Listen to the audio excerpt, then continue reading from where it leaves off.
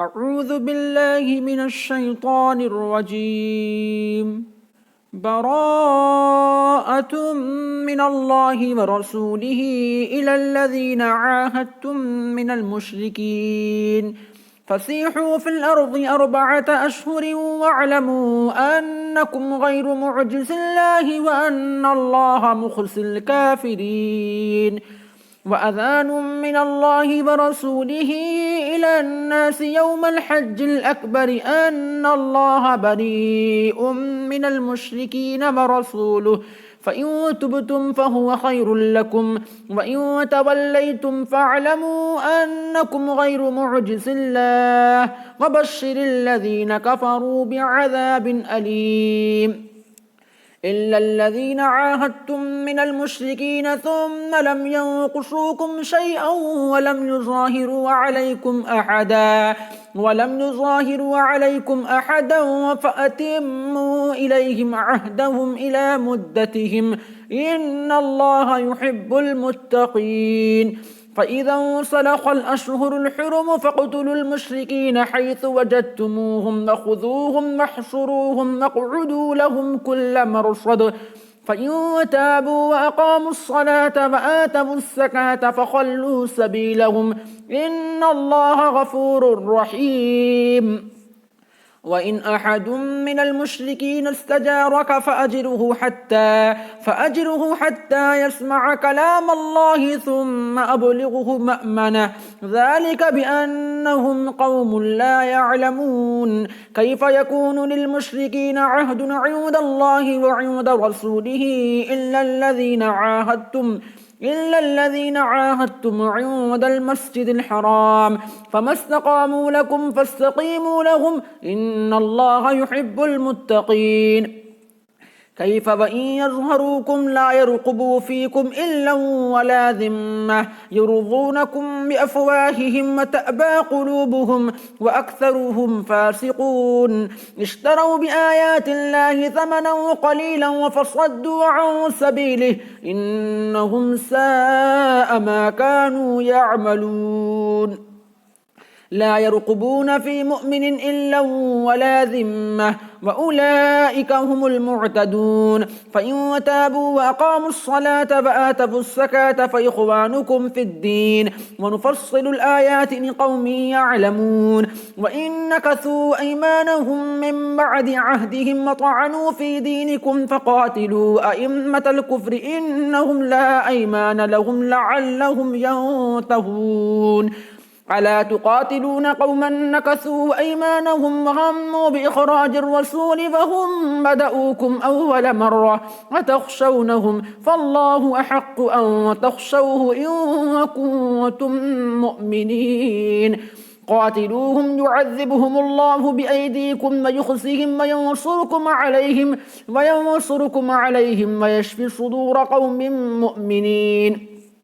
ويذهب غيظ قلوبهم ويتوب الله على من يشاء والله عليم حكيم. أم حسبتم أن تتركوا ولما يعلم الله الذين جاهدوا منكم ولم يتخذوا من دون الله ولا رسوله ولا المؤمنين وليجة والله خبير بما تعملون. ما كان للمشركين أن يعمروا مساجد الله شاهدين على أنفسهم بالكفر أولئك حبطت أعمالهم وفي النار هم خالدون. إنما يعمر مساجد الله من آمن بالله واليوم الآخر وأقام الصلاة وآتى الزكاة ولم يخش إلا الله فعسى أولئك أن يكونوا من المهتدين. أجعلتم سقاية الحاج وعمارة المسجد الحرام كمن آمن بالله واليوم الآخر وجاهد في سبيل الله لا يستوون عند الله والله لا يهدي القوم الظالمين. الذين آمنوا وهاجروا وجاهدوا في سبيل الله بأموالهم وأنفسهم أعظم درجة عند الله وأولئك هم الفائزون. يبشرهم ربهم برحمة منه ورضوان وجنات لهم فيها نعيم مقيم خالدين فيها أبدا إن الله عنده أجر عظيم. يا أيها الذين آمنوا لا تتخذوا آباءكم وإخوانكم أولياء إن استحبوا الكفر على الإيمان ومن يتولهم منكم فأولئك هم الظالمون. قل إن كان آباؤكم وأبناؤكم وإخوانكم وأزواجكم وعشيرتكم وأموال اقترفتموها وتجارة وتخشون كسادها ومساكن ترضونها أحب إليكم من الله ورسوله وجهاد وفي سبيله فتربصوا حتى يأتي الله بأمره والله لا يهدي القوم الفاسقين. لقد نصركم الله في مواطن كثيرة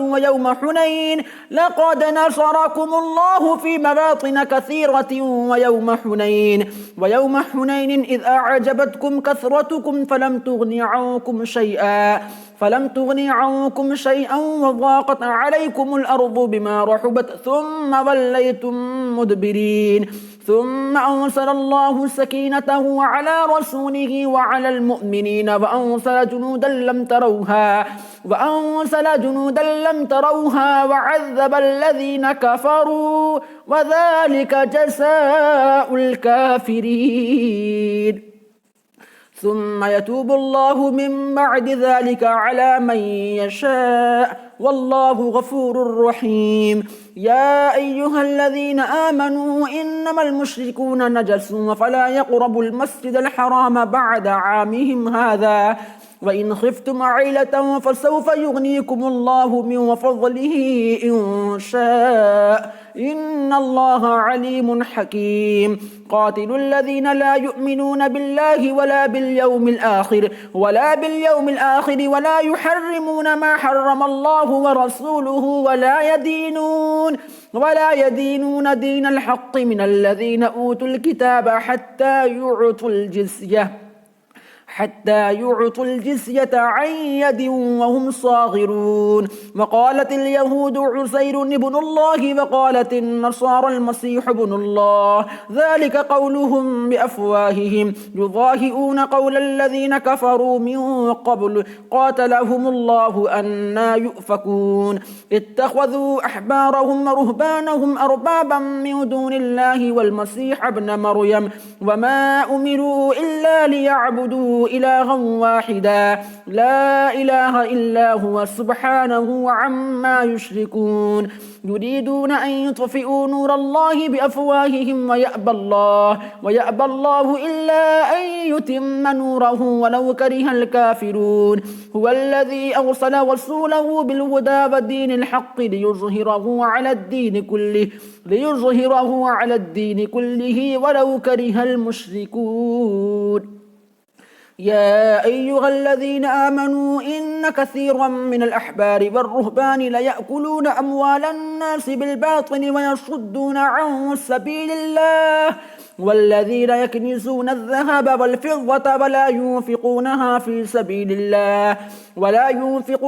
في سبيل الله فبشرهم بعذاب أليم يوم يحمى عليها في نار جهنم فتقوى بها جباههم وجنوبهم وظهورهم هذا ما كنزتم لأنفسكم فذوقوا ما كنتم تكنزون. إن عدة الشهور عند الله 12 شهرا في كتاب الله يوم خلق السماوات والأرض منها 4 حرم. إن عدة الشهور عند الله 12 شهرا في كتاب الله يوم خلق السماوات والأرض منها 4 حرم ذلك الدين القيم فلا تظلموا فيهن أنفسكم وقاتلوا المشركين كافة كما يقاتلونكم كافة واعلموا أن الله مع المتقين. إنما النسيء زيادة في الكفر يضل به الذين كفروا يحلونه عاما ويحرمونه عاما ليواطئوا عدة ما حرم الله فيحلوا ما حرم الله زين لهم سوء أعمالهم والله لا يهدي القوم الكافرين يا أيها الذين آمنوا ما لكم إذا قيل لكم انفروا في سبيل الله اثاقلتم إلى الأرض أرضيتم بالحياة الدنيا من الآخرة فما متاع الحياة الدنيا في الآخرة إلا قليل إلا تنفروا يعذبكم عذابا أليما ويستبدل قوما غيركم ولا تضروه شيئا والله على كل شيء قدير إلا تنصروه فقد نصره الله إذ أخرجه الذين كفروا ثاني اثنين إذ هما في الغار إذ يقول لصاحبه لا تحزن إن الله معنا فأنزل الله سكينته عليه وأيده بجنود لم تروها وجعل كلمة الذين كفروا السفلى وكلمة الله هي العليا والله عزيز حكيم انفروا خفافا وثقالا وجاهدوا بأموالكم وأنفسكم في سبيل الله ذلكم خير لكم إن كنتم تعلمون لو كان عرضا قريبا وسفرا قاصدا لاتبعوك ولكن بعدت عليهم الشقة وسيحلفون بالله لم استطعنا لخرجنا معكم يهلكون أنفسهم والله يعلم إنهم لكاذبون عفى الله عنك لم أذنت لهم حتى يتبين لك الذين صدقوا وتعلم الكاذبين لا يستأذنك الذين يؤمنون بالله واليوم الآخر أن يجاهدوا بأموالهم وأنفسهم والله عليم بالمتقين إنما يستأذنك الذين لا يؤمنون بالله واليوم الآخر وارتابت قلوبهم فهم في ريبهم يترددون ولو أرادوا الخروج لأعدوا له عدة ولكن وكره الله بعاثهم فثبطهم وقيل اقعدوا مع القاعدين لو خرجوا فيكم ما زادوكم إلا خبالا ولأوضعوا خلالكم يبغونكم الفتنة وفيكم سماعون لهم والله عليم بالظالمين لقد ابتغوا الفتنة من قبل وقلبوا لك الأمور حتى جاء الحق وظهر أمر الله وهم كارهون ومنهم من يقول ائذن لي ولا تفتني ألا في الفتنة سقطوا وإن جهنم لمحيطة بالكافرين إن تصبك حسنة وتسؤهم وإن تصبك مصيبة يقولوا قد أخذنا أمرنا من قبل ويتولوا وهم فرحون قل لن يصيبنا إلا ما كتب الله لنا هو مولانا وعلى الله فليتوكل المؤمنون قل هل تربصون بنا إلا إحدى الحسنيين ونحن نتربص بكم أن يصيبكم الله بعذاب من عنده أو بأيدينا فتربصوا إنا معكم متربصون قل أنفقوا طوعا أو كرها لن يتقبل منكم إنكم كنتم قوما فاسقين وما منعهم أن تقبل منهم نفقاتهم إلا أنهم كفروا بالله وبرسوله ولا يأتون الصلاة إلا وهم كسالى ولا ينفقون إلا وهم كارهون فلا تعجبك أموالهم ولا أولادهم إنما يريد الله ليعذبهم بها في الحياة الدنيا وتزهق أنفسهم وهم كافرون ويحلفون بالله إنهم لمنكم وما هم منكم ولكنهم قوم يفرقون لو يجدون ملجأ أو مغارات أو مدخلا لولوا إليه وهم يجمحون ومنهم من يلمسك في الصدقات فإن أعطوا منها رضوا وإن لم يعطوا منها إذا هم يسخطون ولو أنهم رضوا ما آتاهم الله ورسوله وقالوا حسبنا الله سيؤتينا الله من فضله ورسوله إنا إلى الله راغبون إنما الصدقات للفقراء والمساكين والعاملين عليها والمؤلفة قلوبهم وفي الرقاب والغارمين وفي سبيل الله وابن السبيل فريضة من الله والله عليم حكيم ومنهم الذين يؤذون النبي ويقولون هو أذن قل أذن خير لكم يؤمن بالله ويؤمن للمؤمنين ورحمة للذين آمنوا منكم والذين يؤذون رسول الله لهم عذاب أليم يحلفون بالله لكم ليرضوكم والله ورسوله أحق أن يرضوه إن كانوا مؤمنين ألم يعلموا أنه من يحادد الله ورسوله فأن له نار جهنم خالدا وفيها ذلك الخزي العظيم يحذر المنافقون أن تنزل عليهم سورة وتنبئهم بما في قلوبهم قل استهزئوا إن الله مخرج ما تحذرون ولئن سألتهم ليقولن إنما كنا نخوض ونلعب قل أبالله وآياته ورسوله كنتم تستهزئون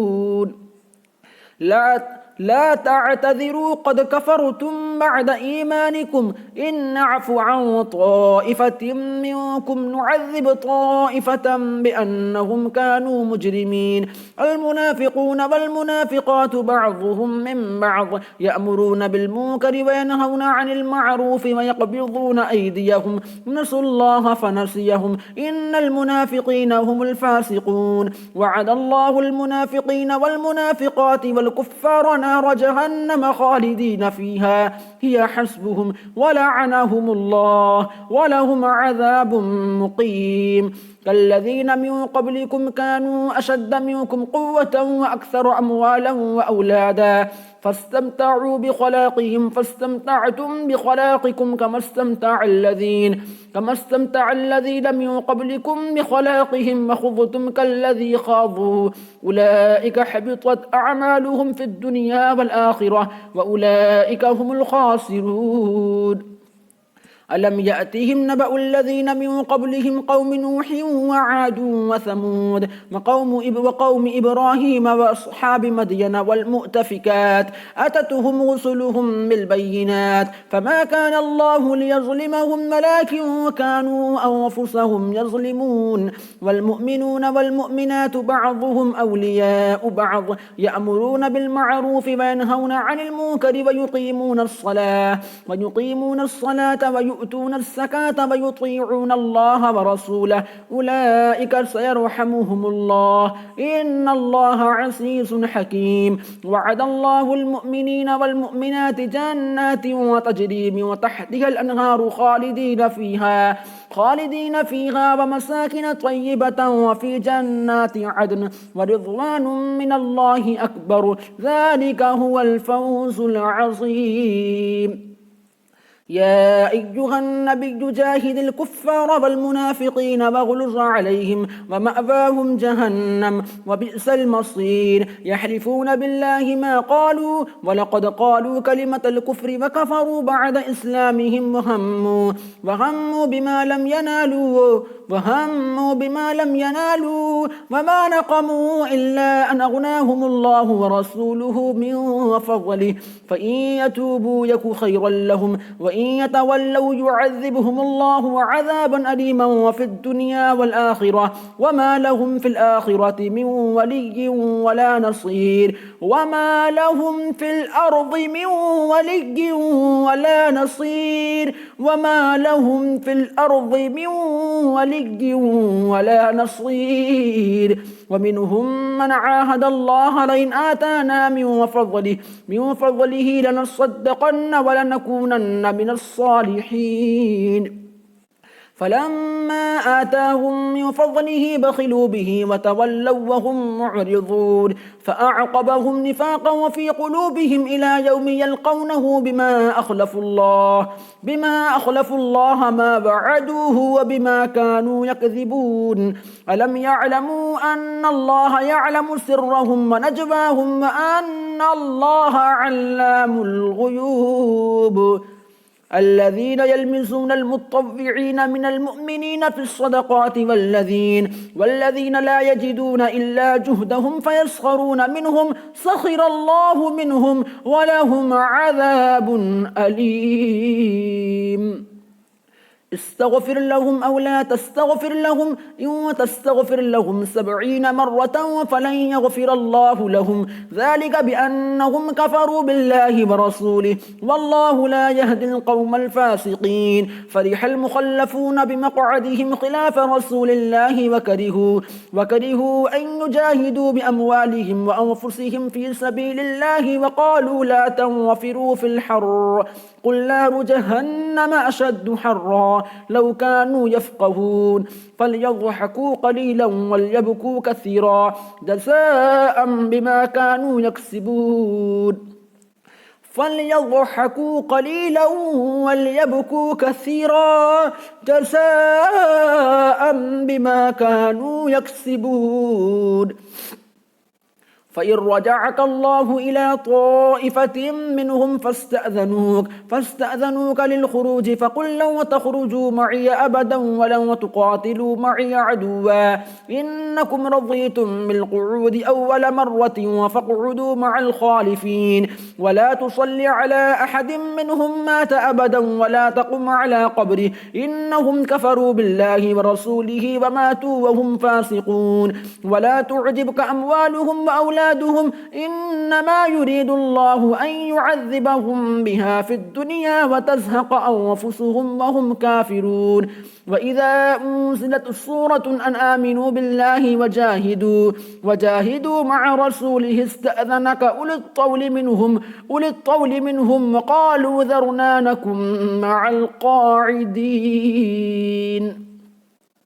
رضوا بأن يكونوا مع الخبالف وطبع على قلوبهم فهم لا يفقهون. لكن الرسول والذين آمنوا معه جاهدوا بأموالهم وأنفسهم وأولئك لهم الخيرات وأولئك هم المفلحون. أعد الله لهم جنات وتجري من تحتها الأنهار خالدين فيها ذلك الفوز العظيم. وجاء المعذرون من الأعراب ليؤذن لهم وقعد الذين كذبوا الله ورسوله سيصيب الذين كفروا منهم عذاب أليم. ليس على الضعفاء ولا على المرضى ولا على الذين لا يجدون ما ينفقون حرج إذا نصحوا لله ورسوله ما على المحسنين من سبيل والله غفور رحيم. ولا على الذين إذا ما أتوك لتحملهم قلت لا أجد ما أحملكم عليه تولوا وأعينهم تفيض من الدمع حزنا ألا يجدوا ما ينفقون. إنما السبيل على الذين يستأذنونك وهم أغنياء رضوا بأن يكونوا مع الخبالف وطبع الله على قلوبهم فهم لا يعلمون. يعتذرون إليكم إذا رجعتم إليهم قل لا تعتذروا لن نؤمن لكم قد نبأنا الله من أخباركم وسيرى الله عملكم ورسوله ثم تردون إلى عالم الغيب والشهادة فينبئكم بما كنتم تعملون. سيحلفون بالله لكم إذا انقلبتم إليهم لتعرضوا عنهم فأعرضوا عنهم إنهم رجس ومأواهم جهنم جزاء بما كانوا يكسبون. يحلفون لكم لترضوا عنهم فإن ترضوا عنهم فإن الله لا يرضى عن القوم الفاسقين. الأعراب أشد كفرا ونفاقا وأجدر ألا يعلموا حدود ما أنزل الله على رسوله والله عليم حكيم ومن الأعراب من يتخذ ما ينفق مغرما ويتربص بكم الدبائر عليهم دائرة السوء والله سميع عليم ومن الأعراب من يؤمن بالله واليوم الآخر ويتخذ ما ينفق قربات عند الله وصلوات الرسول ألا إنها قربة لهم سيدخلهم الله في رحمته إن الله غفور رحيم والسابقون الأولون من المهاجرين والأنصار والذين اتبعوهم بإحسان رضي الله عنهم ورضوا عنه وأعد لهم جنات وتجري تحتها الأنهار خالدين فيها أبدا ذلك الفوز العظيم وممن حولكم من الأعراب منافقون ومن أهل المدينة مردوا على النفاق لا تعلموهم نحن نعلمهم سنعذبهم مرتين ثم يردون إلى عذاب عظيم وآخرون اعترفوا بذنوبهم خلطوا عملا صالحا وآخر سيئا عسى الله أن يتوب عليهم إن الله غفور رحيم خذ من أموالهم صدقة وتطهرهم وتزكيهم بها وصل عليهم إن صلاتك سكن لهم والله سميع عليم ألم يعلموا أن الله هو يقبل التوبة عن عباده ويأخذ الصدقات وأن الله هو التواب الرحيم وقل اعملوا فسيرى الله عملكم ورسوله والمؤمنون وستردون إلى عالم الغيب والشهادة فينبئكم بما كنتم تعملون وآخرون مرجون لأمر الله إما يعذبهم وإما يتوب عليهم والله عليم حكيم والذين اتخذوا مسجدا ضرارا وكفرا وتفريقا بين المؤمنين وإرصادا لمن حارب الله ورسوله من قبل ولا يحلفن إن أردنا إلا الحسنى والله يشهد إنهم لكاذبون لا تقم فيه أبدا لمسجد أسس على التقوى من أول يوم أحق أن تقوم فيه رجال يحبون أن يتطهروا والله يحب المطهرين أفمن أسس بنيانه على تقوى من الله ورضوان خير أم من أسس بنيانه على شفا جرف هار فانهار به في نار جهنم والله لا يهدي القوم الظالمين لا يزال بنيانهم الذي بنوا ريبة وفي قلوبهم إلا أن تقطع قلوبهم والله عليم حكيم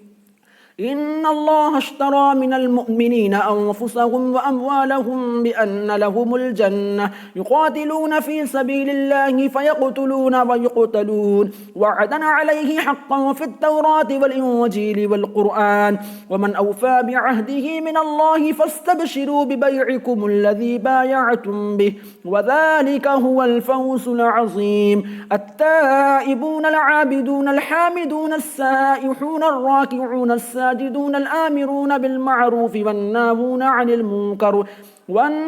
عن المنكر والحافظون لحدود الله وبشر المؤمنين ما كان للنبي والذين آمنوا أن يستغفروا للمشركين ولو كانوا أولي قربى من بعد ما تبين لهم أنهم أصحاب الجحيم وما كان استغفار إبراهيم لأبيه إلا عن موعدة وعدها إياه فلما تبين له أنه عدو لله تبرأ منه إن إبراهيم لأواه حليم وما كان الله ليضل قوما بعد إذ هداهم حتى يبين لهم ما يتقون إن الله بكل شيء عليم إن الله له ملك السماوات والأرض يحيي ويميت وما لكم من دون الله من ولي ولا نصير لقد تاب الله على النبي والمهاجرين والأنصار الذين اتبعوه في ساعة العسرة من بعد ما كاد يزيغ قلوب فريق منهم ثم تاب عليهم إنه بهم رؤوف رحيم وعلى الثلاثة الذين خلفوا حتى إذا ضاقت عليهم الأرض بما رحبت وضاقت عليهم أنفسهم وظنوا أن لا ملجأ من الله إلا إليه إليه ثم تاب عليهم ليتوبوا إن الله هو التواب الرحيم إن الله هو التواب الرحيم يا أيها الذين آمنوا اتقوا الله وكونوا مع الصادقين ما كان لأهل المدينة ومن حولهم من الأعراب أن يتخلفوا عن رسول الله ولا يرغبوا بأنفسهم عن نفسه ذلك بأنهم لا يصيبهم ظمأ ولا نصب ولا مخمصة في سبيل الله ولا يطؤون موطئا يغيظ الكفار ولا ينالون من عدو نيلا إلا كتب لهم به عمل صالح إن الله لا يضيع أجر المحسنين ولا ينفقون نفقة صغيرة ولا كبيرة ولا يقطعون باديا إلا كتب لهم ليجزيهم الله أحسن ما كانوا يعملون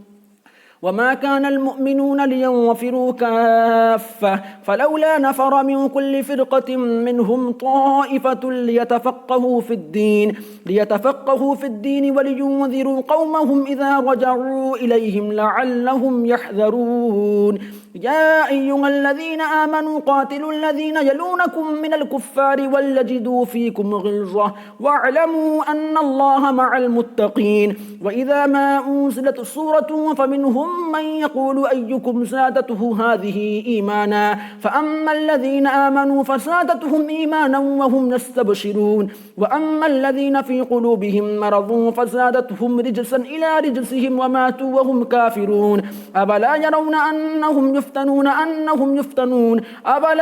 أنهم يفتنون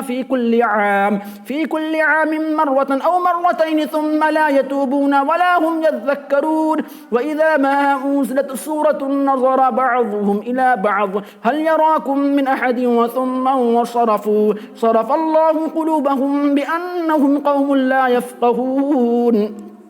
لقد جاءكم رسول من أنفسكم عزيز عليه ما عنتم حريص عليكم بالمؤمنين رؤوف رحيم فإن